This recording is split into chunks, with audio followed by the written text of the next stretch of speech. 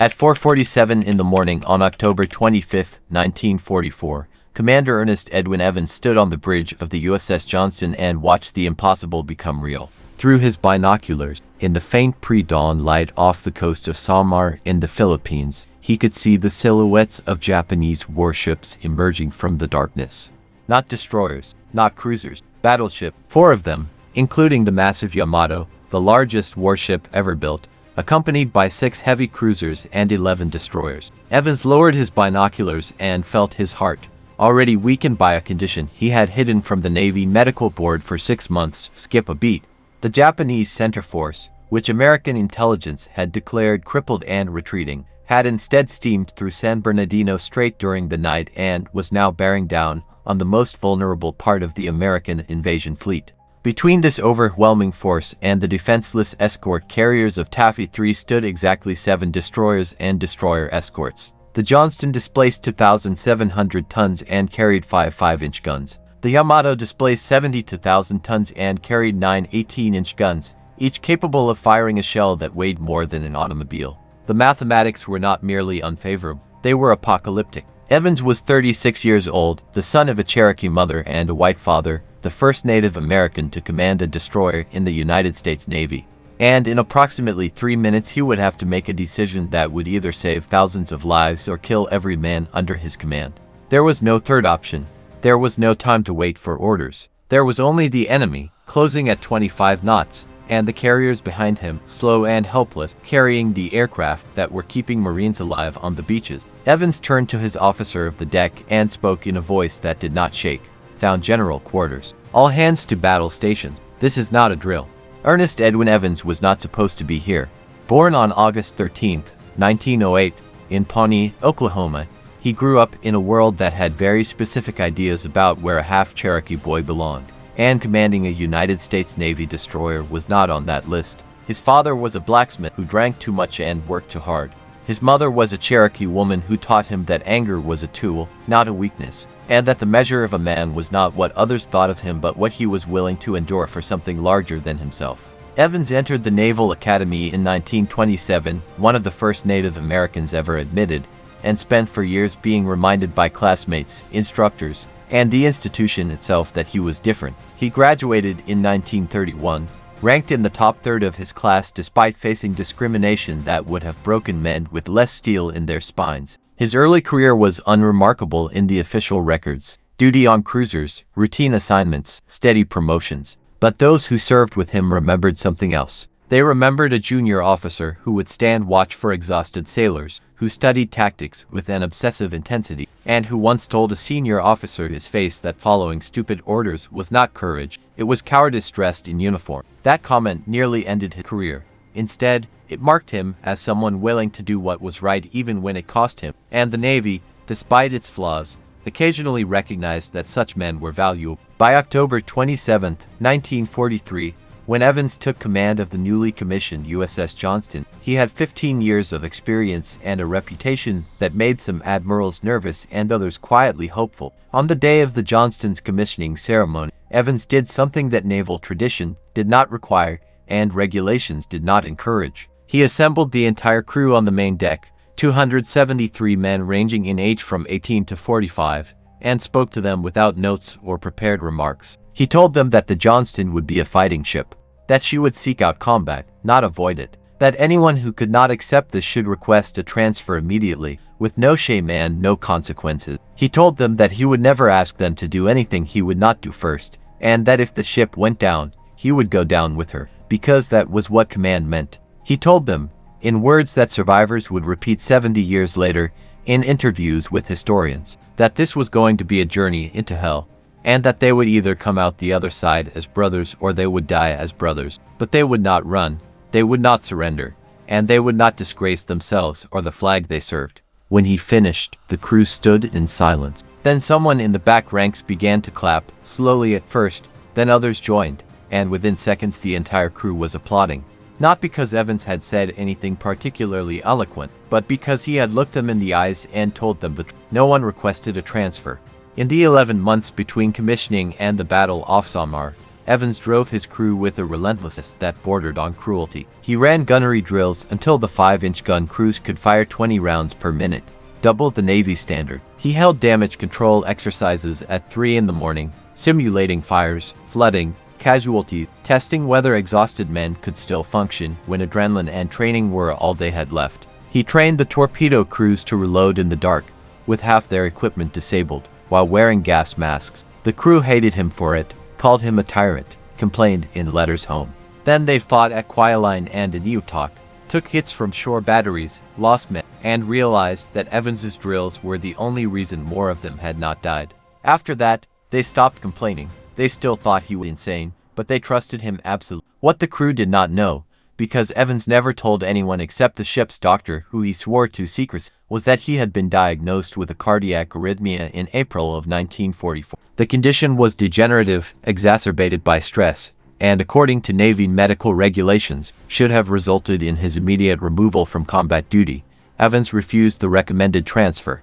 He told the doctor that the Johnston and her crew needed him more than he needed to live to be an old man, and that if the doctor reported the condition, Evans would claim the diagnosis was fraudulent. The doctor, faced with a choice between ending the career of the best destroyer captain he had ever met and violating regulation, chose to falsify the medical record. It was an act of loyalty that both men knew could result in courts-martial, and neither of them cared. Evans returned to duty, swallowed pills that barely controlled his symptoms, and continued to drive himself and his crew toward a standard of excellence that assumed death was always one mistake away. On the morning of October 25, 1944, when the Japanese fleet appeared on the horizon, Ernest Evans had been awake for 23 hours. His heart was beating irregularly, and he was in constant low-grade pain. None of this showed on his face. None of this affected his decisions, because whatever else Ernest Evans was, a Cherokee kid from Oklahoma who had clawed his way to command against every obstacle the world could place in his path. He was not a man who quit when things became difficult. The men who served on the USS Johnston came from everywhere and nowhere, a cross-section of Depression-era America thrown together by the machinery of war. Lieutenant Robert Hagen, the executive officer, was 32 years old, from a small town in Minnesota where his family had farmed wheat for 3 generations. He had attended the University of Minnesota on a scholarship, graduated with a degree in engineering, and joined the Navy in 1940 because teaching high school mathematics seemed like a slow death and he wanted to see the world. He was methodical, cautious, the opposite of Evans in temperament, and that was exactly why they worked so well together. When Evans proposed aggressive tactics that bordered on suicidal, Hagen calculated the odds and figured out how to reduce them from certain death to merely probable death. The crew called him the professor behind his back, with affection and respect, because he explained things instead of just giving orders, and because he had once spent for hours tutoring a young seaman in navigation so the kid could pass his promotion exam. Hagen had a wife and 2 daughters in Minnesota. He carried their photograph in his breast pocket and wrote them letters every Sunday, carefully worded so as not to frighten them, full of descriptions of sunsets and dolphins and the mundane details of shipboard life, never mentioning that he was terrified every single day and that he remained on the Johnston primarily because he believed Evans would get himself killed without someone to provide ballast. Chief Petty Officer Andrew Jackson, no relation to the president despite the jokes that followed him everywhere, was 33 years old and had been in the Navy for 14 years. He was from Mobile, Alabama, a black man in a segregated military that allowed him to serve but restricted where and how. Jackson was one of the few African Americans to achieve Chief Petty Officer rank in the engineering department, a fact that spoke to both his exceptional competence and the Navy's reluctant acknowledgement that talent sometimes appeared in people the institution preferred to it. He was responsible for the Johnston's propulsion system, the steam turbines and boilers that generated 60,000 shaft horsepower and pushed the destroyer to speeds that made her hull plates vibrate.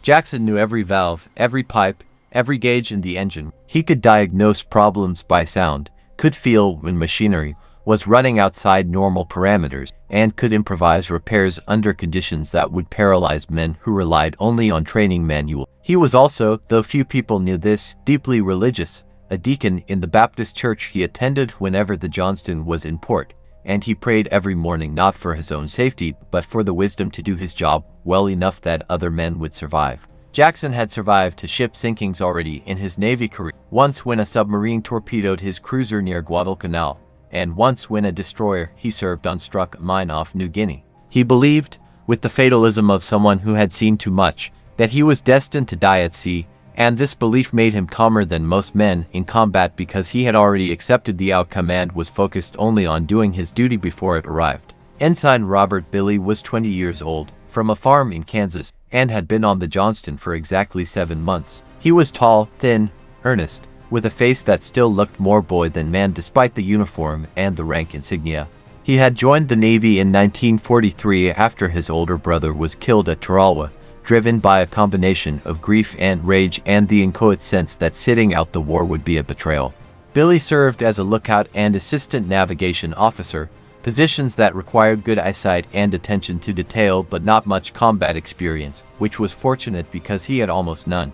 What he did have was a gift for language. He spoke German fluently because his grandmother had been born in Bavaria, and he had taught himself basic Japanese from a phrase book he found in a library in Honolulu, motivated by the vague idea that knowing the enemy's language might someday be used. On the Johnston, this skill had proven valuable exactly once, when the ship picked up survivors from a downed Japanese reconnaissance plane and Billy was able to interrogate them before they were transferred to intelligence officer. Evans had commended him for that, and Billy had carried the memory of that commendation like a talisman, proof that he was not completely useless. What Billy did not tell anyone was that he was terrified every moment of every day, that he had nightmares about drowning, and that he volunteered for extra watches primarily to avoid sleep. His crewmates thought he was brave. In reality, he was just too scared to rest. Seaman First Class Joseph Martinez was 19 years old, from Albuquerque, New Mexico, and served as a loader on the No. 4 5-inch gun mount. He was short, muscular, with arms developed from 2 years working in his father's auto repair shop before the war. Martinez was fast, which mattered in combat because loading a 5-inch shell weighing 55 pounds into a gun breech over and over again required speed as much as strength. He could load 15 rounds per minute, sustain that pace for 10 minutes, and still have enough energy left to help with damage control if the ship was hit.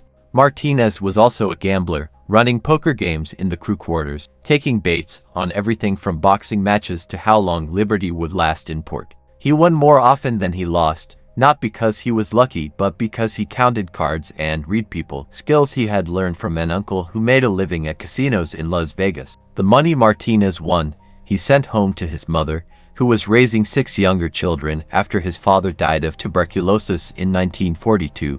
Martinez planned to survive the war, go back to Albuquerque, open his own garage, and never think about the Navy again. He had not told anyone on the Johnston, but he had been offered a transfer to a cruiser 2 months earlier, a safer assignment with better promotion prospects, and he had turned it down because leaving felt like abandoning the gun crew that depended on him. It was a decision he would spend the rest of his life examining. These men, and 268 others like them, were the crew of the USS Johnston, and they were utterly ordinary.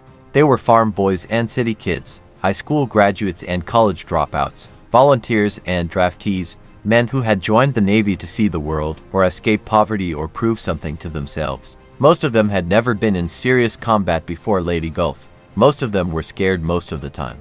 And on the morning of October 25, 1944, when Commander Evans gave the order to attack a Japanese fleet 10 times their size, every single one of them went to his battle station and did his job, not because they were heroes, but because they were crew, and leaving your crew to die while you ran was not something any of them could live with. That, more than any medal or commendation, is what made them extraordinary. The Japanese plan that brought their center force to Samar was brilliant, audacious, and nearly worked. After the catastrophic losses at Midway, the Philippine Sea, and a dozen smaller battles, the Imperial Japanese Navy was a shadow of what it had been in 1940. But it was not dead, and the Japanese High Command understood that the American invasion of the Philippines represented an existential threat.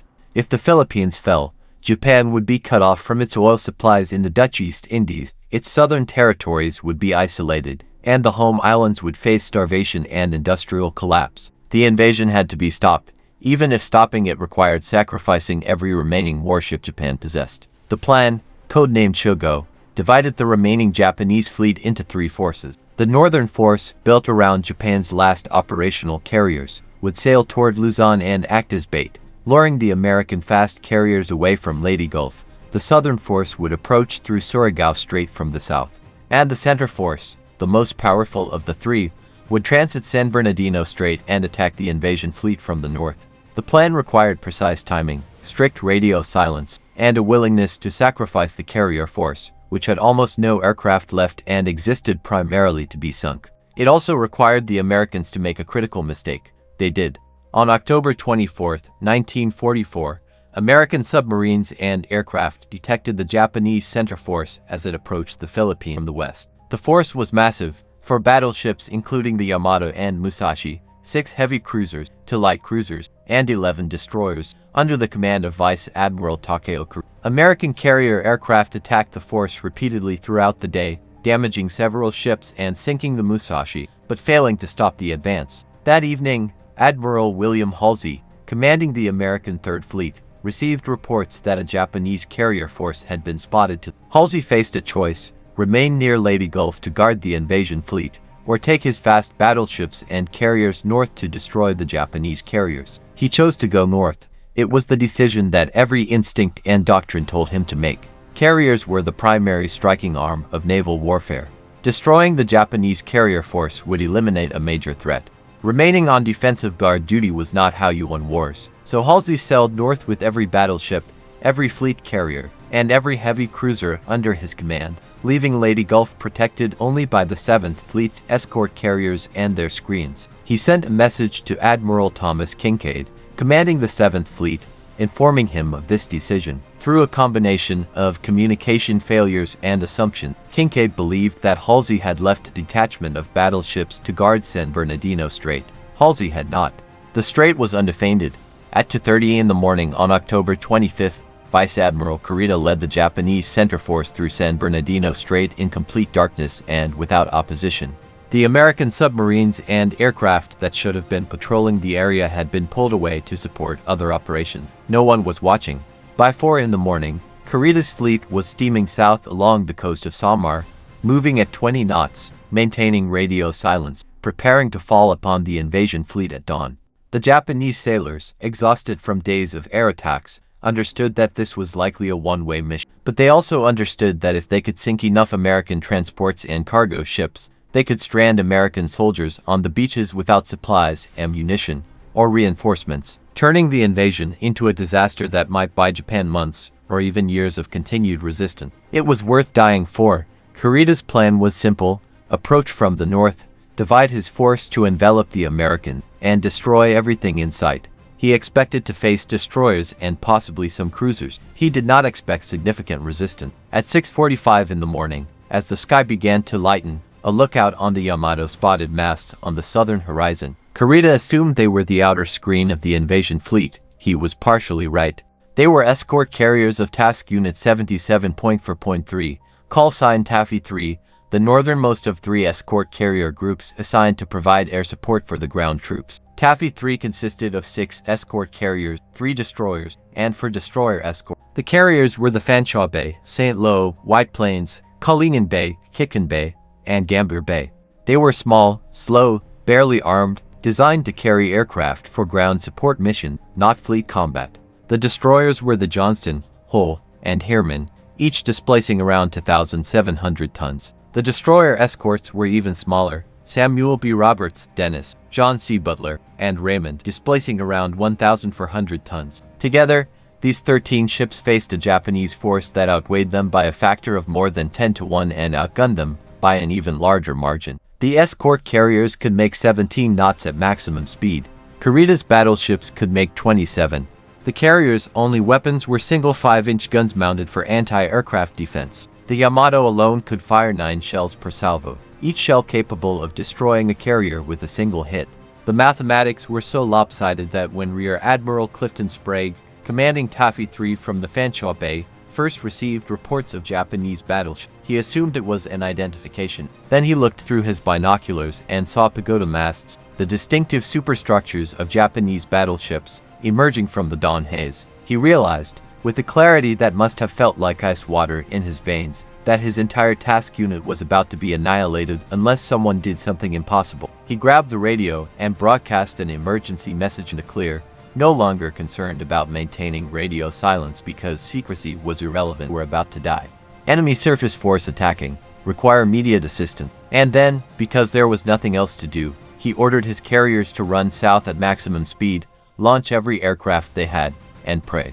On the Johnston, Commander Evans heard that broadcast, looked at the Japanese fleet closing from the north, and made his decision. At 6:58 in the morning, Commander Evans turned to his officer of the deck and spoke words that would be recorded in the Johnston's action report and remembered by survivors for the rest of their lives. Commence attack. All engines ahead flank. Prepare torpedoes for surface action. Target the lead cruiser. We are going in. Lieutenant Hagen, standing beside him on the bridge, opened his mouth to say something, hesitated, then closed it again. There was nothing to say. Evans was right. Someone had to attack the Japanese fleet, and if the destroyers did not do it, the carriers would be slaughtered in the next 20 minutes. The only question was whether attacking would make any difference, or simply mean that the destroyers died 10 minutes before the carriers instead of 10 minutes after. Hagen turned to the helm and repeated the order. Helm, all ahead flank, come to course to 90. Stand by for torpedo launch. The Johnston surged forward as Chief Jackson, down in the engine room, opened the throttles to maximum and watched the steam pressure climb into the red zone. The twin screws bit into the water, the destroyer's bow lifted slightly, and within 90 seconds the ship was making 35 knots, her hull vibrating from the strain, black smoke pouring from her stacks as the boilers burned fuel at a rate that would empty the tanks in 3 hours. On the main deck, sailors who had been standing at relaxed battle stations suddenly understood that this was not a drill or a false alarm. They were charging toward for battleships. Some of them began to pray. Others checked their equipment one more time, making small adjustments that meant nothing but gave their hands something to do. In the number 4 gun mount, Seaman Martinez crossed himself and whispered something in Spanish that his loader did not understand but recognized as a prayer.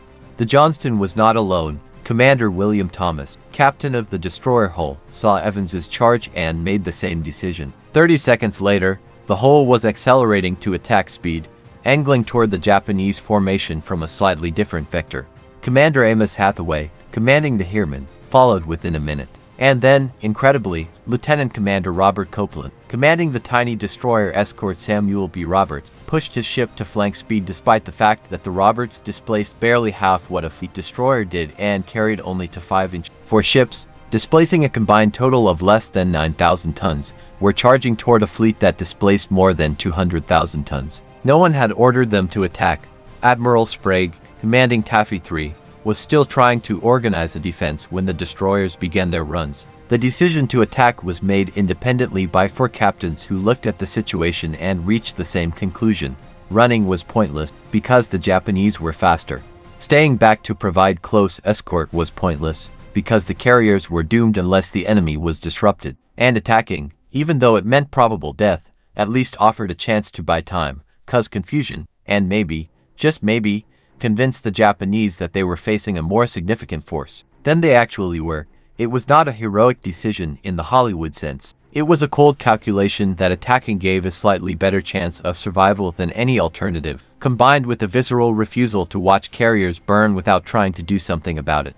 At 7:04 in the morning, the Johnston opened fire with her main battery. The 5 5-inch guns began a rolling barrage, firing as fast as could load, shells arcing across 6,000 yards of ocean and slamming into the superstructure of the Japanese heavy cruiser. The Kumano displaced 13,000 tons, carried 10 8-inch guns, and was armored to withstand battleship caliber shells. The Johnston's 5-inch shells could not penetrate that armor, but they could destroy external equipment. The first shells hit the Kumano's forward fire control director, shattering the rangefinders and killing the crew inside. The next salvo destroyed the radio antennas, cutting the cruiser's communication with the rest of the fleet. More shells walked up the superstructure, starting fires, wrecking the radar system, turning the bridge into chaos. The Kumano began to turn, trying to bring her main battery to bear on the Johnston, but Evans was already maneuvering, zigzagging at high speed, making himself a difficult target while maintaining a steady rate of fire.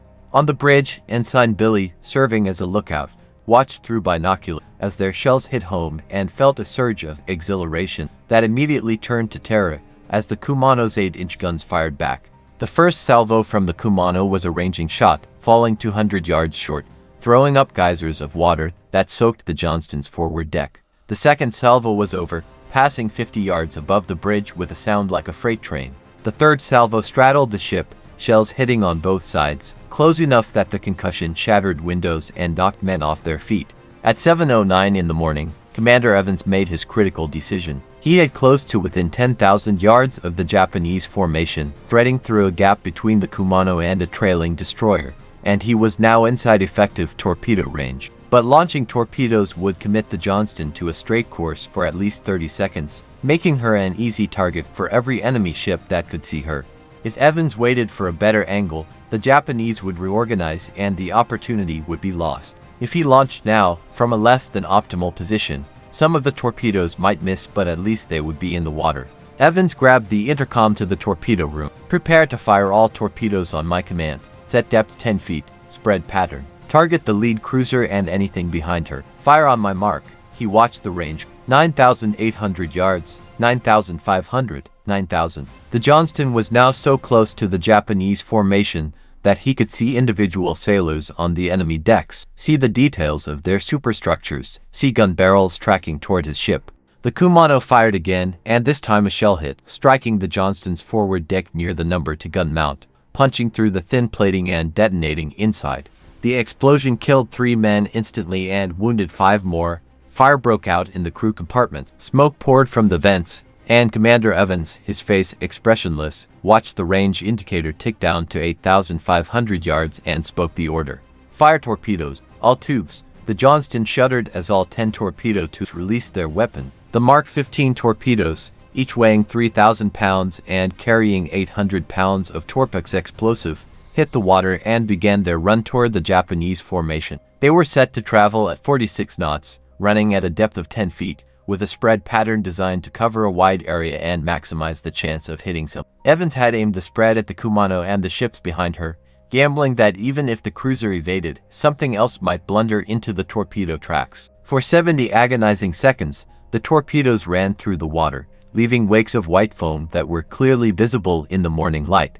The Japanese ships began evasive maneuvers, turning hard, their formations breaking apart as individual captains tried to avoid the incoming weapons. And then, at 7:11 in the morning, at least 2 torpedoes struck the Kumano. The explosions were massive, visible as flashes of orange light even from 8,000 yards away.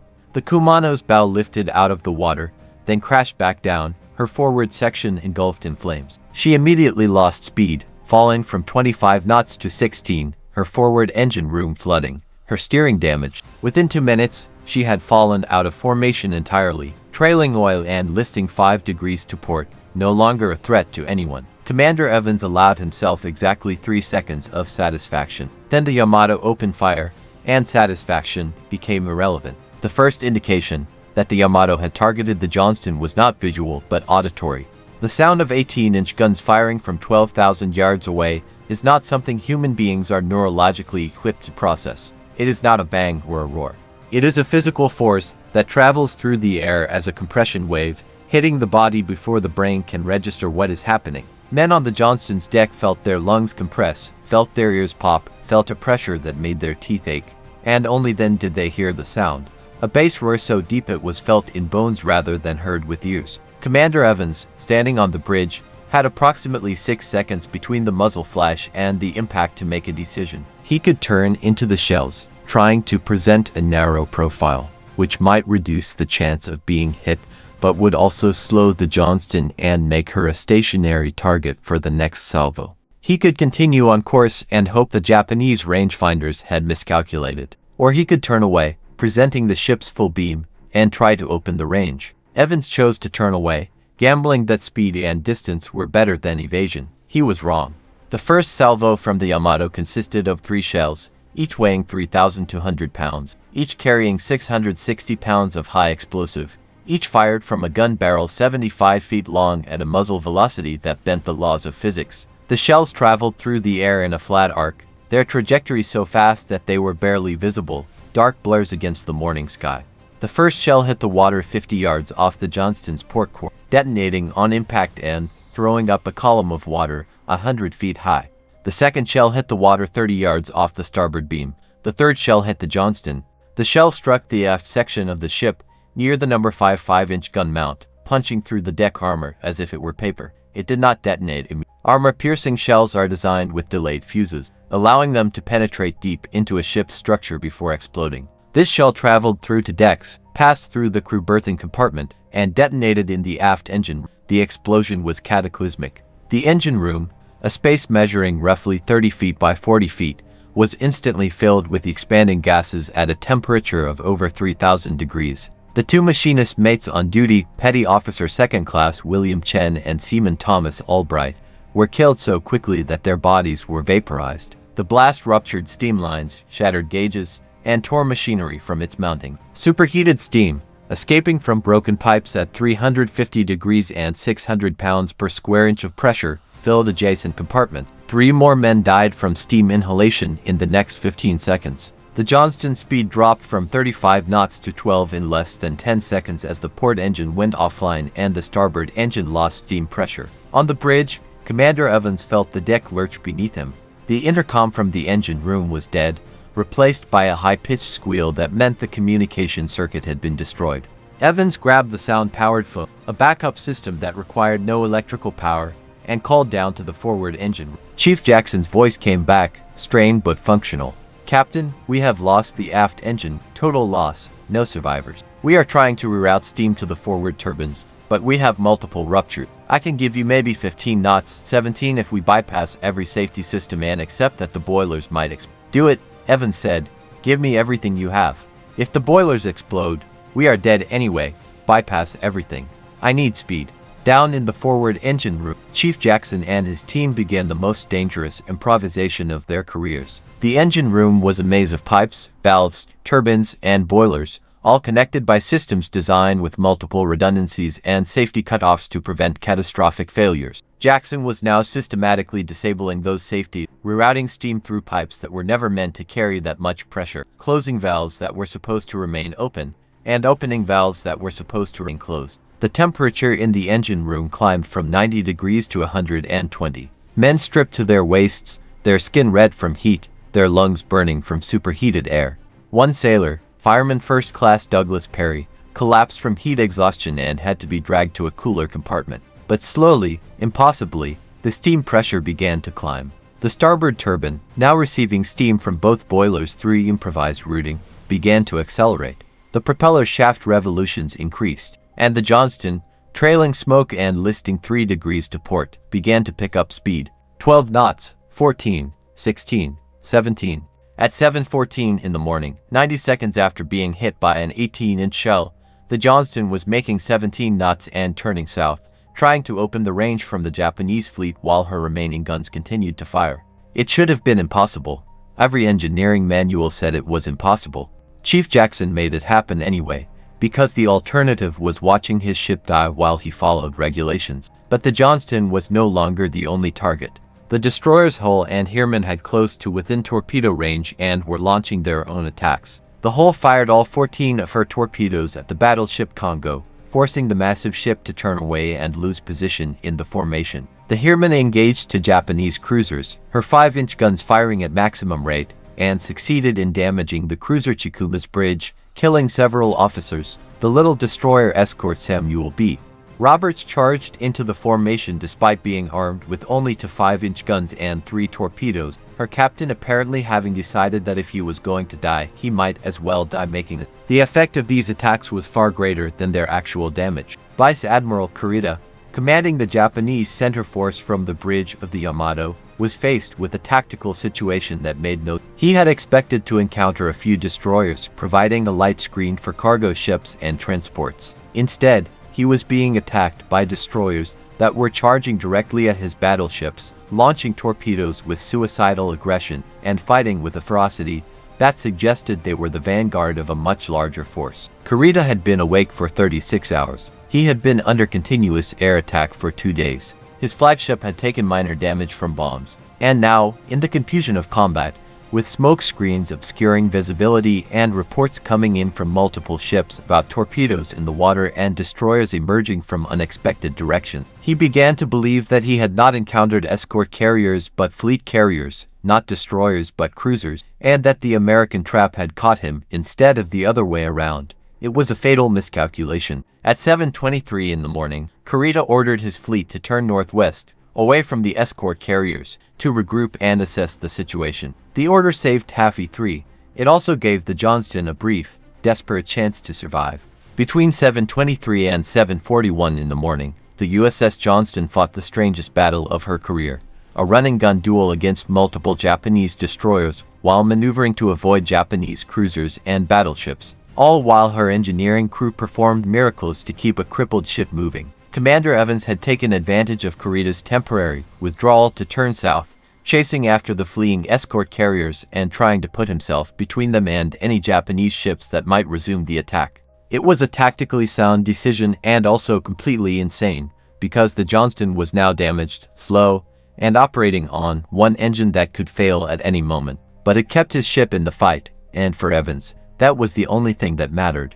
At 7:29, a Japanese destroyer, later identified as the Naoki, closed to within 5,000 yards and fire. The Johnston returned fire with her forward guns. For 8 minutes, the two ships exchanged salvos, neither able to land a decisive hit, both maneuvering at high speed in a dance that would have been beautiful if it had not been lethal. Then the Johnston's number-to-gun mount suffered a mechanical failure, a broken firing circuit that took the gun offline.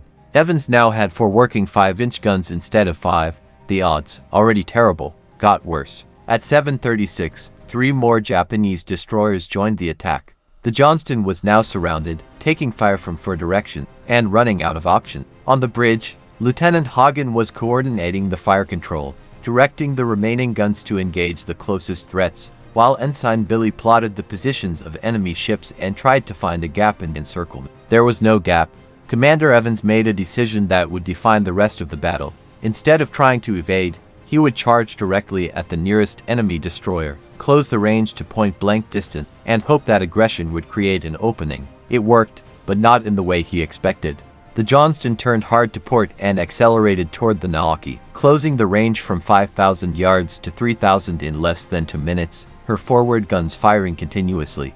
The Naoki's captain, faced with a damaged American destroyer charging at him with apparent disregard for survival, assumed the Johnston was attempting a ramming attack and turned away to avoid collision. The maneuver opened a gap in the encirclement. The Johnston shot through it, escaping the immediate trap, but taking 3 more hits in the process. One shell struck the forward superstructure, destroying the fire control radar and killing 2 men.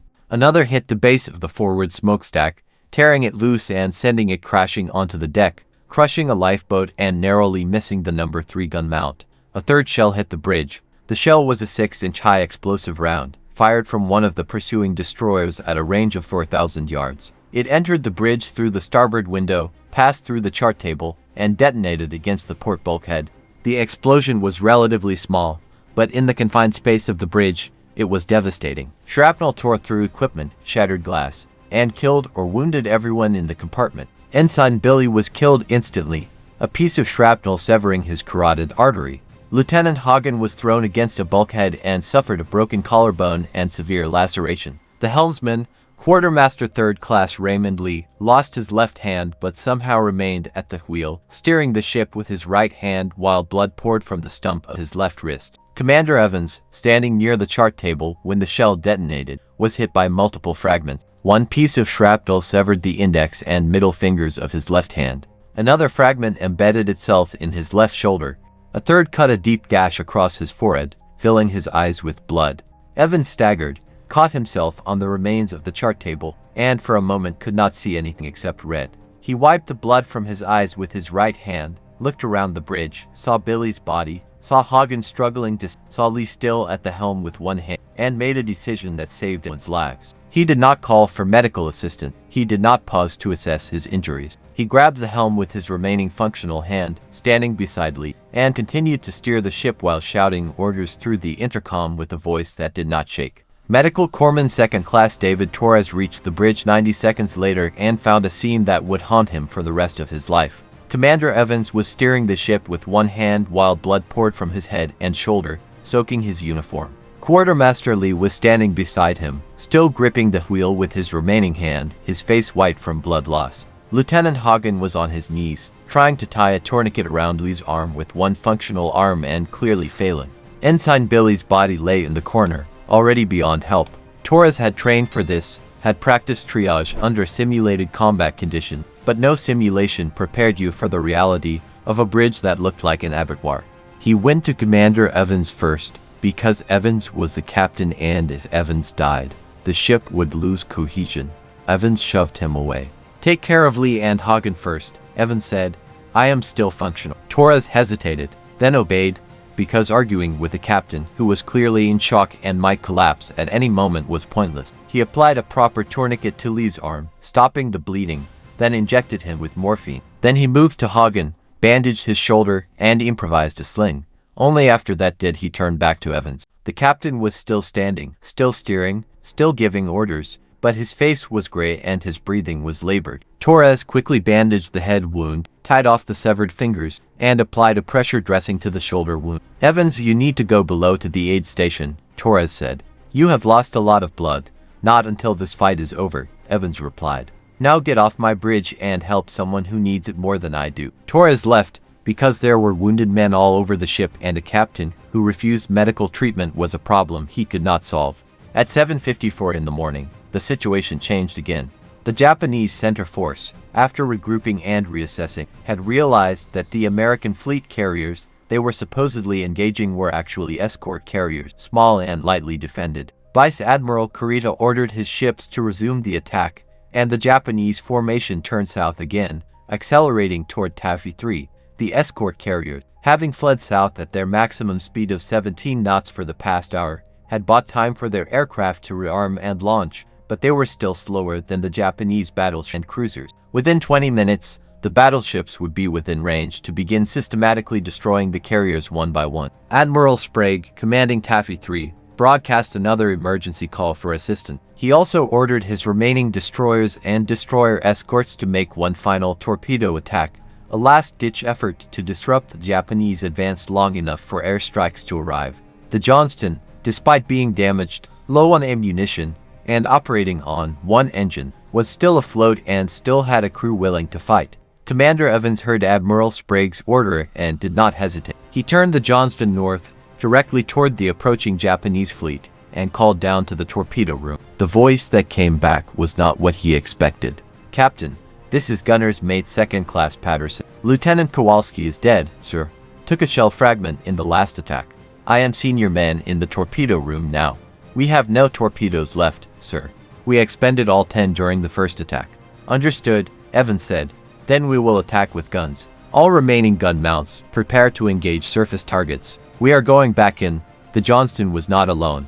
The destroyer Hull, which had been fighting alongside her for the past hour, turned north as well, despite being even more heavily damaged than the Johnston. The Hull had taken over 40 hits, her forward section was on fire, and she was listing so badly that water was pouring into her lower compartments. Her captain, Commander William Thomas, knew his ship was doomed. He attacked anyway, because that was the mission and because stopping was not an option his conscience could accept. The little destroyer escort Samuel B. Roberts also turned north, her 5-inch guns still firing, her crew fighting with a desperation born from the knowledge that their ship had no armor, no speed, and almost no chance of survival. 3 ships, all of them damaged, all of them running low on ammunition, all of them commanded by officers who understood they were probably going to die in the next 10 minutes, charged toward a Japanese fleet that now included 4 battleships, 3 heavy cruisers, and 8 destroyers. It was not a battle. It was a statement that some things are worth dying for, and that courage is not the absence of fear but the decision to act despite it. At 8:07 in the morning, the Johnston opened fire on a Japanese heavy cruiser at a range of 12,000 yards, at the extreme limit of her gun's effective range. The shells arced high, falling toward the cruiser in a ballistic trajectory, and several of them hit. The damage they inflicted was minor, scratches on armored plating, but the effect was psychological. The Japanese cruiser turned away, not because she was seriously threatened, but because being hit by shells from a supposedly dying destroyer suggested that the destroyer was not as dead as she appeared, and that pressing the attack might be costly. The Hull was not as fortunate. At 8:10 in the morning, she was hit by salvos from multiple Japanese ships simultaneously. Shells from battleships, cruisers, and destroyers converged on her position, and within 60 seconds, the Hull had been hit more than 20 times. Her forward magazine exploded, her engine rooms flooded, her bridge was destroyed, killing Commander Thomas and most of his officers. The ship rolled to port, her hull torn open in multiple places, and began to sink. The crew abandoned ship, jumping into the water as the hull settled beneath the waves. She went down at 8:30, taking with her 253 men, more than half her crew. The survivors would float in the water for 2 days before being rescued, surrounded by sharks, many of them wounded, watching their shipmates die from exposure and blood loss. It was a nightmare that would haunt them for the rest of their lives. The Johnston survived 8 more minutes. At 8:18 in the morning, she was engaged by 3 Japanese destroyers at close range. The Japanese ships fired simultaneously, and the Johnston, now almost stationary because her single working engine had finally failed, could not evade. Shells walked up her starboard side, hitting the forward gun mounts, the bridge, the remaining superstructure, the waterline. Within 2 minutes, the Johnston had been hit by at least 15 shells. The forward section was on fire. The aft section was flooding. The ship was listing 12 degrees to port and settling rapidly. Commander Evans, still on the bridge, bleeding from multiple wounds, his left arm useless, looked around at what remained of his crew and spoke the hardest words he had ever said. "Abandon ship," Commander Evans said quietly into the sound-powered phone, his voice barely audible over the roar of fires and the screaming of wounded men. "Pass the word to all station. Abandon ship. Get the wounded off first. Destroy all classified material. This is not a request. This is an order." For a moment, no one moved. The men on the bridge, the gun crews still at their station, the damage control parties fighting fires in compartments that were already lost. All of them hesitated because abandoning ship meant admitting defeat, and admitting defeat meant acknowledging that the Johnston was dying and there was nothing more they could do to save her. Then Lieutenant Hagen, his shoulder roughly bandaged, his face pale from blood loss, began moving. He grabbed the bag containing code books and weighted it with pieces of shrapnel, carried it to the side of the bridge, and threw it overboard. He turned to the remaining bridge crew and spoke in a voice that cut through their paralysis. "You heard the captain. Get the wounded topside. Get the life rafts deployed. Move, now." The crew began to move, slowly at first, then with increasing urgency as the reality of the situation penetrated the shock and exhaustion. Men who had been fighting for 90 minutes straight, who were wounded, burned, deafened by explosions, suddenly had a new mission: survival. On the main deck, sailors were pulling wounded men from below, dragging them up ladders, carrying them when they could not walk. Medical Corpsman Torres was everywhere, triaging casualties, deciding who could be moved and who was too badly injured to survive the transfer to a life raft. It was the cruelest calculus of combat medicine. Some men had to be left behind because moving them would kill them and delay the evacuation of men who might survive. Torres made those decisions in seconds, marking men with a grease pencil, a single stroke on the forehead to indicate they were too far gone. The men who were marked understood what it meant. Some of them accepted it with quiet resignation, others begged not to be left behind. Torres moved on because stopping to argue meant more men would die, and he had already seen too many men die today. Chief Petty Officer Jackson emerged from the forward engine room with his team, their skin burned, their uniforms soaked with sweat and oil, their eyes hollow from exhaustion. The engine room was flooding, the machinery wrecked beyond any possibility of repair, and staying below meant drowning in the dark. Jackson had kept the engines running for 90 minutes after being told it was impossible. He had given Commander Evans the speed that kept the Johnston in the fight long enough to matter. Now, climbing onto the deck and seeing the ship listing heavily, fires burning out of control, Japanese destroyers circling like sharks, he allowed himself one moment of grief for the ship he had served and the men he had lost. Then he began helping other sailors deploy the life rafts. Seaman Martinez, bleeding from a shrapnel wound in his leg but still functional, was at the number 4 gun mount helping his crew abandon their station. They had fired over 200 rounds during the battle, loading and firing until their arms burned and their ears bled from the concussion. The gun was now silent, its barrel slightly warped from overheating, its breech jammed with a shell that had failed to seat properly. Martinez looked at the gun, this piece of machinery that he had cleaned and maintained and cursed for 11 months, and felt an absurd impulse to apologize for leaving it behind. Then he turned to his crew and told them to get to the life rafts. The loader, a kid from Tennessee named Bobby Warren, who was 19 years old and terrified, hesitated. "Martinez, are we going to make it?" Warren asked. Martinez wanted to lie, wanted to tell him that everything would be fine, that rescue was coming, that they would all survive.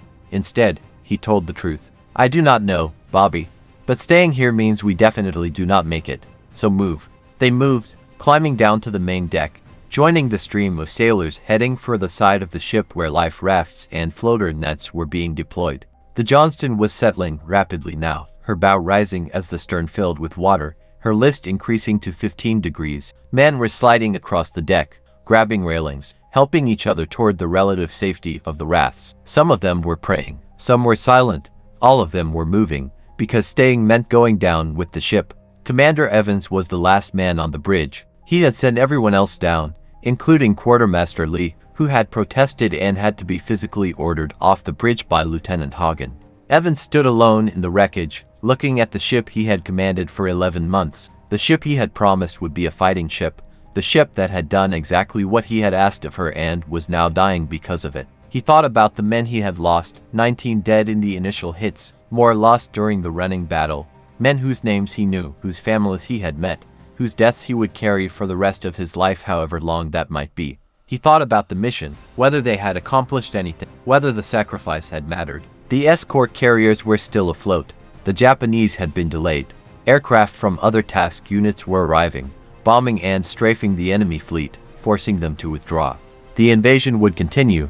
The Marines on the beaches would receive their supplies. In that sense, the Johnston had succeeded. But success measured in survival of others while you died felt like a hollow victory. Evans picked up the sound-powered phone one last time and confirmed that all stations had been evacuated. Then he walked to the side of the bridge, climbed over the railing, and lowered himself toward the deck using a rope that someone had tied to a stanchion. His left hand, with its missing fingers, could not grip properly. He slipped, fell the last 10 feet, landed hard on the tilted deck, and felt something in his left leg break. Pain shot through him, white and blinding. He lay there for a moment, unable to move, wondering if he was going to die on the deck of his ship after all.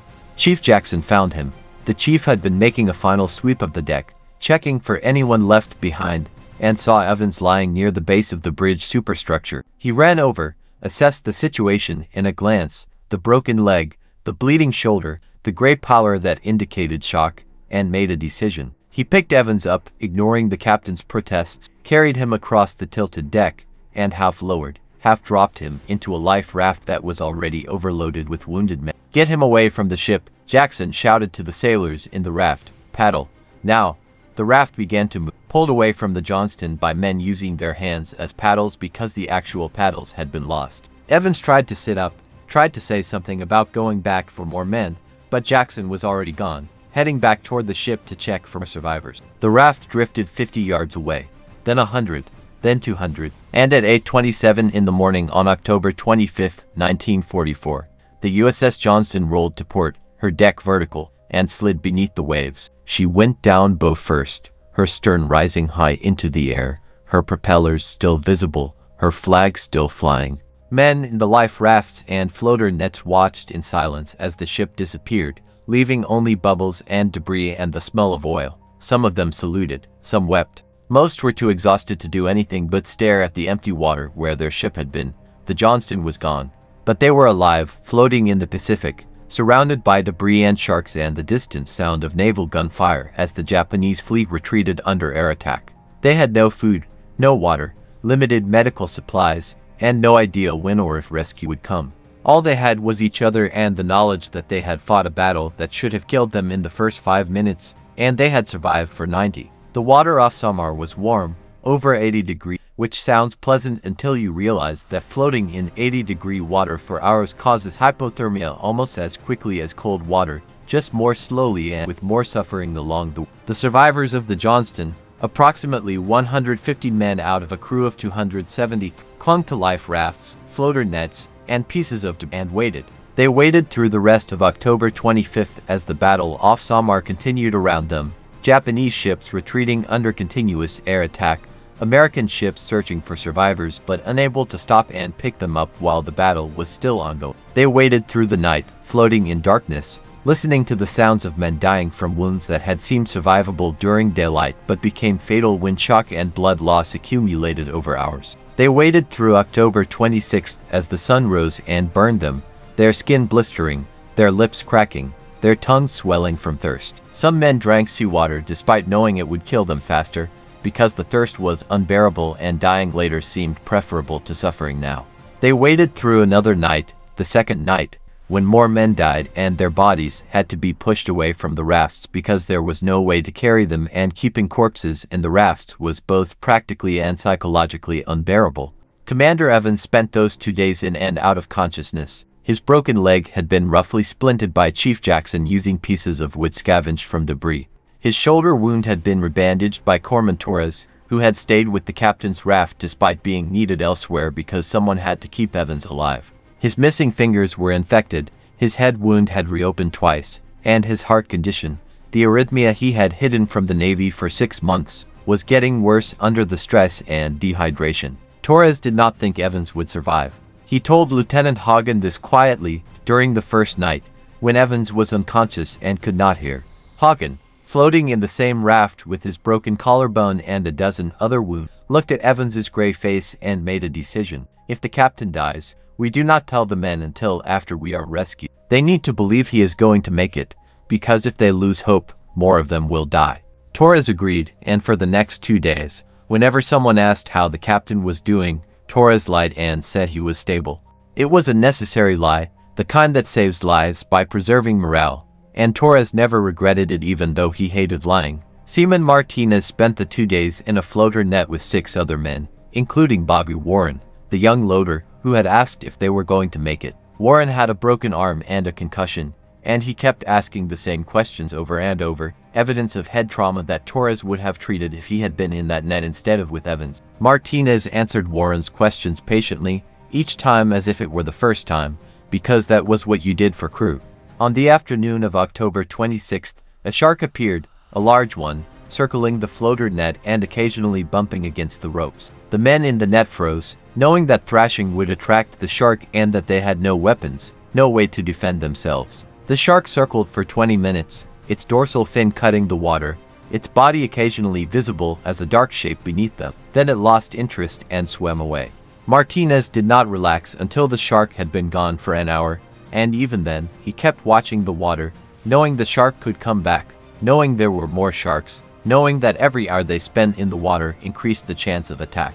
Warren asked him if they were going to make it. Martinez said yes, and tried to believe it. Chief Jackson spent the 2 days moving between rafts and floater nets, checking on men, redistributing supplies, keeping people organized. He had no official authority anymore. The chain of command had dissolved when the ship sank, but Jackson was a chief petty officer and chiefs did not need official authority to lead. He led because someone had to, because without leadership the survivors would fragment into isolated groups focused only on their own survival, and fragmentation meant more death. Jackson kept count of the living and the dead, memorizing names because there was no way to write them down. He led prayers on the morning of October 26th, not because he was the most religious man in the group, but because ritual gave people something to focus on besides their suffering. He broke up to fights between delirious sailors who were hallucinating from dehydration and trying to attack each other. And when a young seaman, 18 years old, name of Thomas Ridley, decided he could not take it anymore and tried to swim away from the raft toward an imaginary ship on the horizon, Jackson grabbed him and held him until the delirium passed, even though Ridley fought and screamed and called him every name imaginable. Jackson did not let go, because letting go meant watching Ridley drown, and he had watched enough men die. On the morning of October 27th, 47 hours after the Johnston sank, rescue arrived. A destroyer escort, the USS Dennis, appeared on the horizon, moving slowly through the debris field, searching for survivors. The men in the rafts and floater nets began to wave, shouting, expending energy they did not have, desperate to be seen. The Dennis spotted them, altered course, and began the slow process of pulling men from the water. It took 3 hours to recover all the survivors. Some men had to be lifted by cargo nets because they were too weak to climb. Others were hauled aboard on stretchers. A few, the most badly wounded, were hoisted by lines tied under their arms, a procedure that was agonizing but necessary. Commander Evans was one of the last to be brought aboard, unconscious, barely breathing, his pulse thready and irregular. The ship's doctor took one look at him and immediately set up an intravenous line, pumping fluids and plasma, trying to stabilize a man who should have been dead already. Of the 273 men who had served on the Johnston, 186 were killed in action or died of wounds during the 2 days in the water. 87 survived. The survivors were transferred to a hospital ship, then to a base hospital in the Philippines, then gradually repatriated to the United States over the following months. Many of them carried wounds that would never fully heal, physical and psychological. All of them carried the memory of a battle that should have been a massacre, but became something else because a few captains decided to charge battleships with and because crews followed them. Commander Ernest Evans survived his wounds but never fully recovered. He spent for months in hospitals, undergoing surgeries to repair his shoulder, reset his leg, and treat the infections that had nearly killed him. His left hand, with its missing fingers, retained limited function. His heart condition worsened, as the doctors had predicted it would.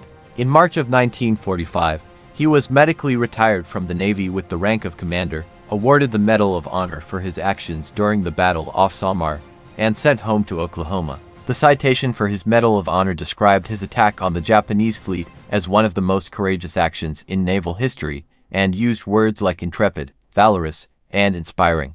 Evans read the citation once and never looked at it again, because reading about courage while remembering the faces of the men who died under his command felt obscene. He moved to a small town outside Tulsa, found work as a teacher at a school for Cherokee children, and spent the next 7 years teaching history and mathematics to kids who reminded him why fighting had mattered. He never spoke about the war except once, during a class in 1950 when a student asked him what it felt like to be a hero. Evans looked at the kid for a long moment, then said quietly, "I am not a hero.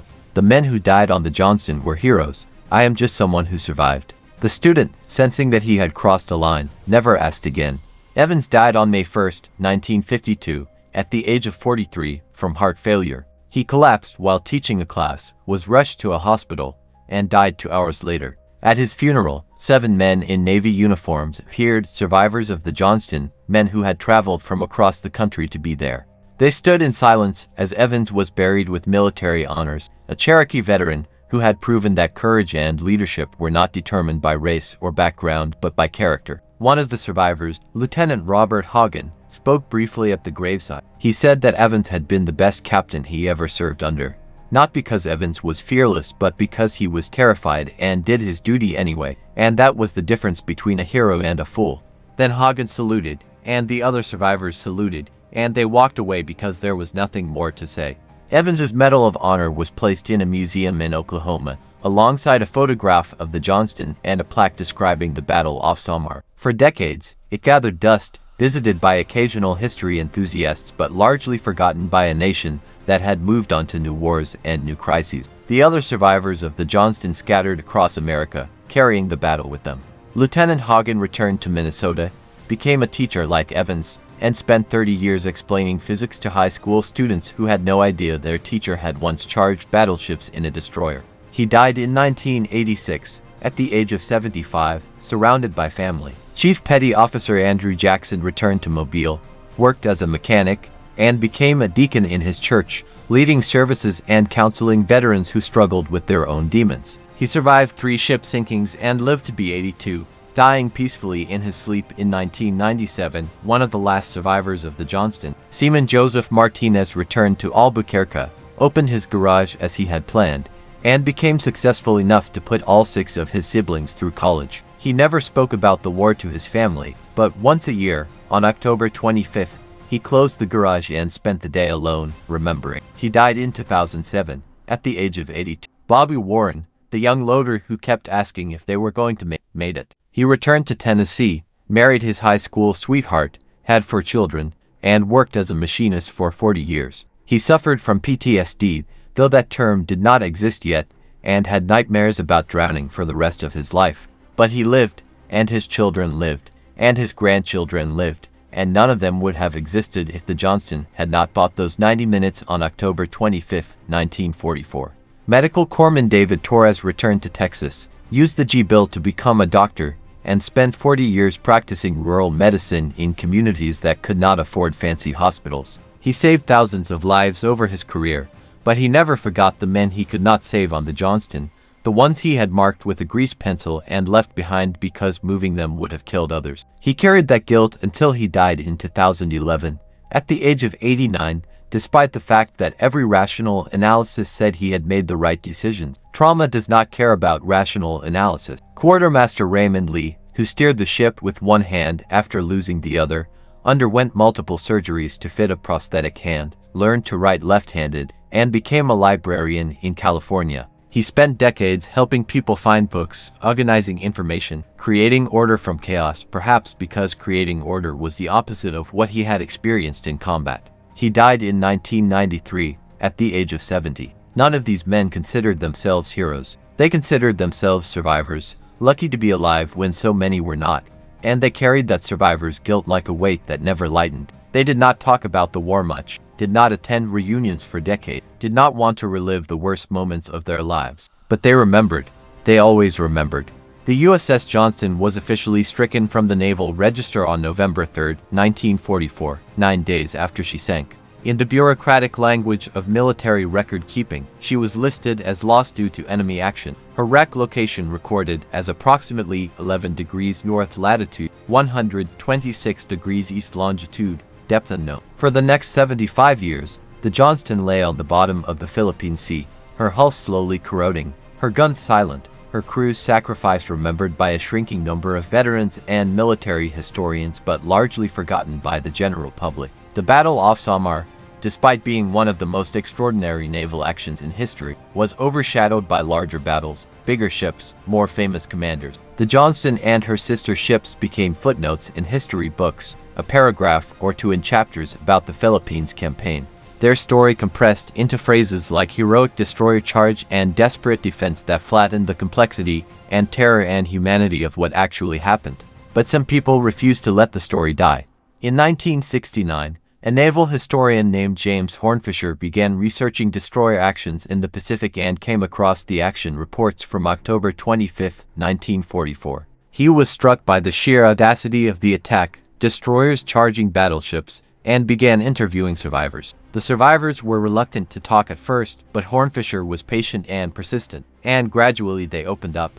The interviews revealed details that had never made it into official reports: Commander Evans's heart condition, Chief Jackson's improvised engineering, the moment when Ensign Billy was killed, the 2 days floating in shark-infested waters. Hornfisher compiled these interviews into an article that was published in the United States Naval Institute Proceedings in 1972, titled The Last Stand of the Tincan Sailors. The article attracted attention from other historians, from Navy personnel, from families of the crew, who had never known the details of how their fathers or grandfathers had died. It sparked a slow revival of interest in the battle off Samar and the ships that fought there.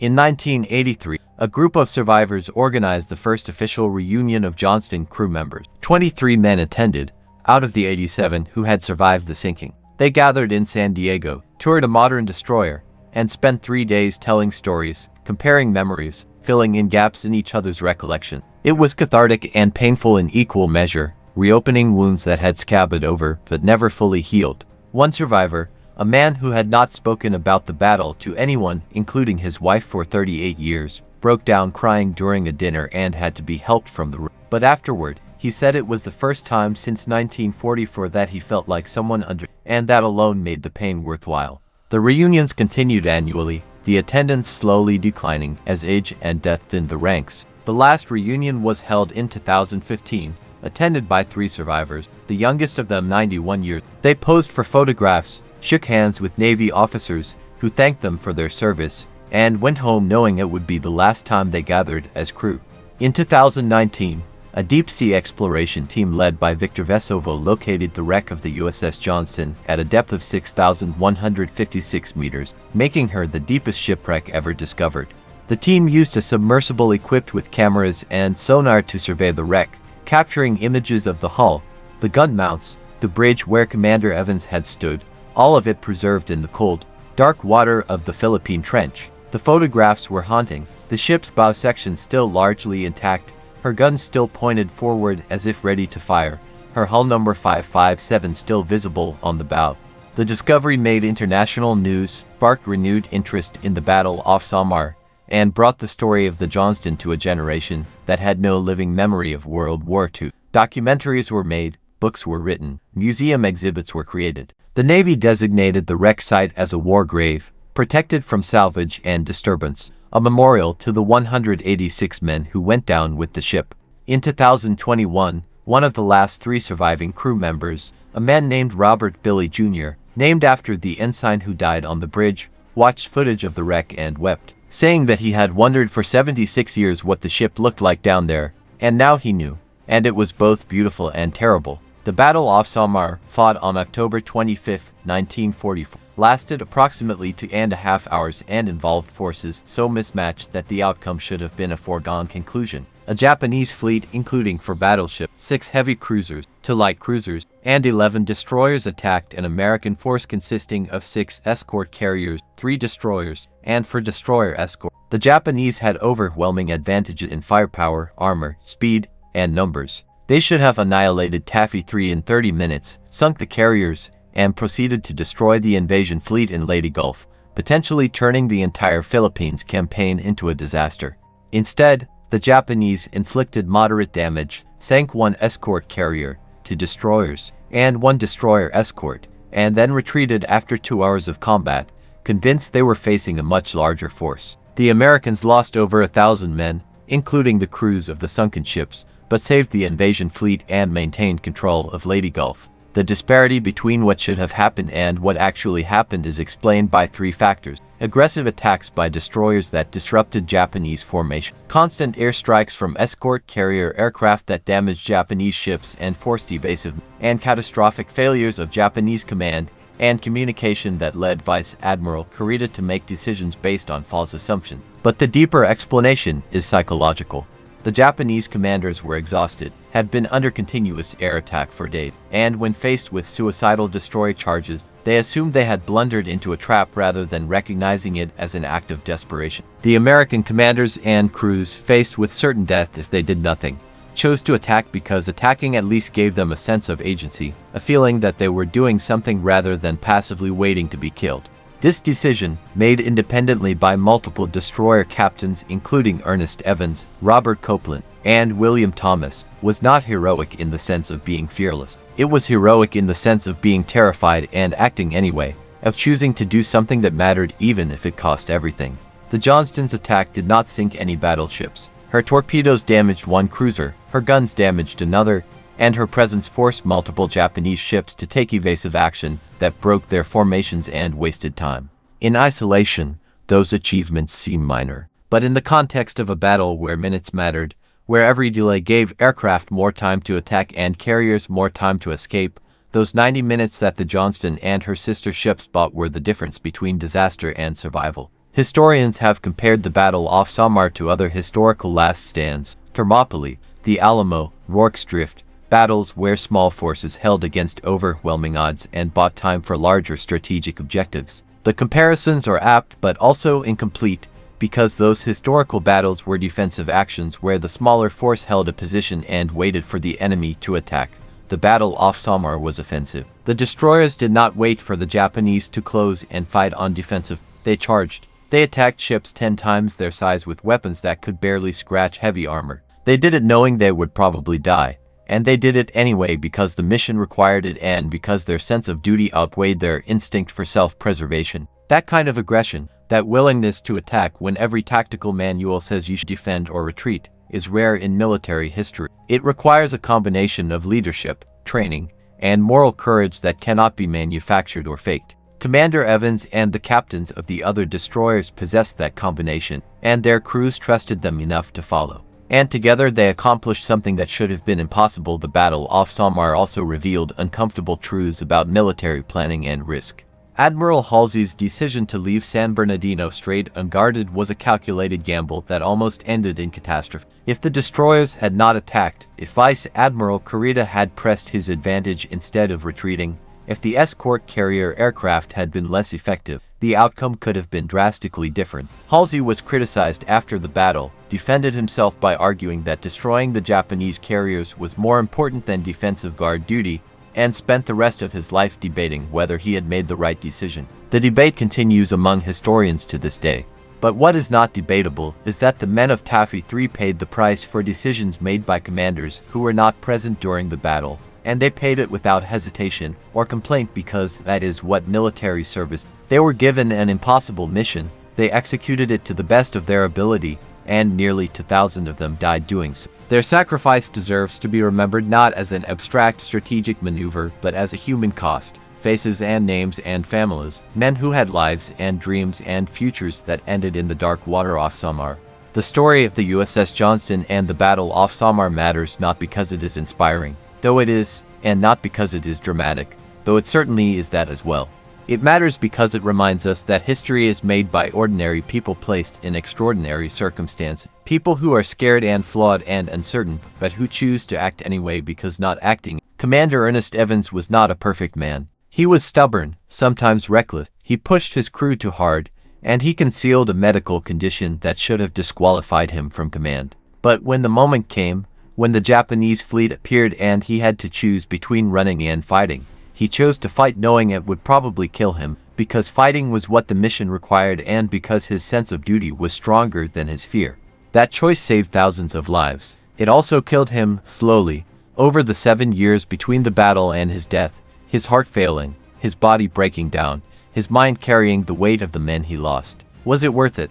That is a question with no good answer, because how do you measure the value of one life against thousands? How do you quantify sacrifice? How do you balance survival against trauma? Evans never publicly answered that question. He taught school, lived quietly, and died young, and perhaps that is answer enough. The crew of the Johnston were not heroes in the sense that they were somehow different from other people. They were farm kids and city boys, mechanics and clerks, high school graduates and college dropouts, men who joined the Navy for a dozen different reasons and found themselves in a battle they never expected to fight. Most of them were terrified. Many of them died.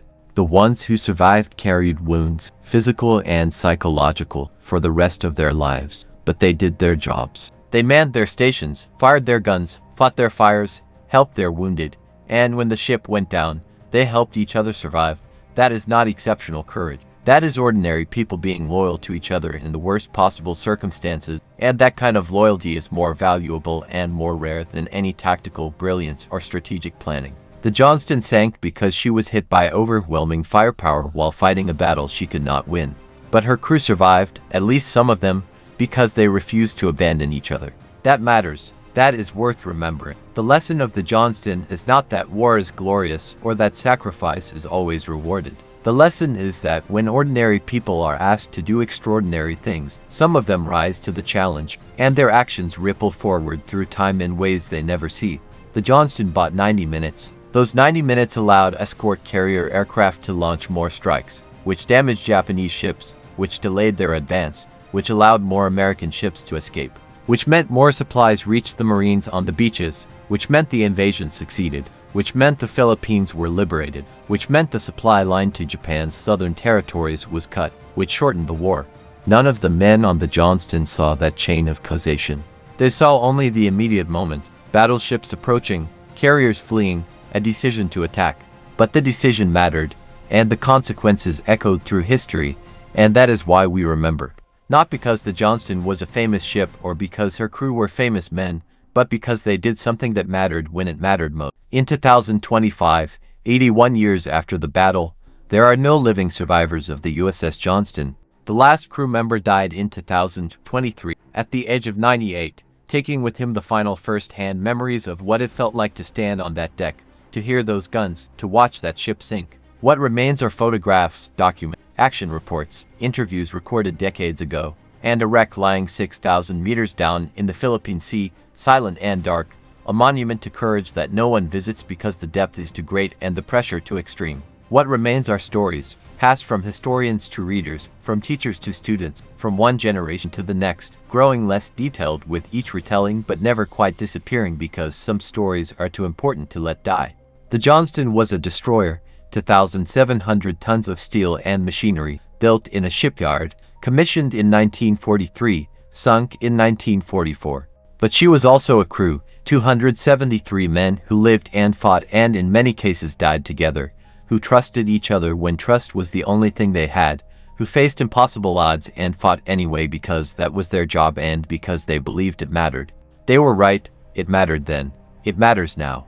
And as long as someone tells their story, they will not be forgotten. If this story moved you, help keep these forgotten World War II skies alive by liking this video, sharing it with a friend who loves history, and subscribing so you don't miss the next untold mission.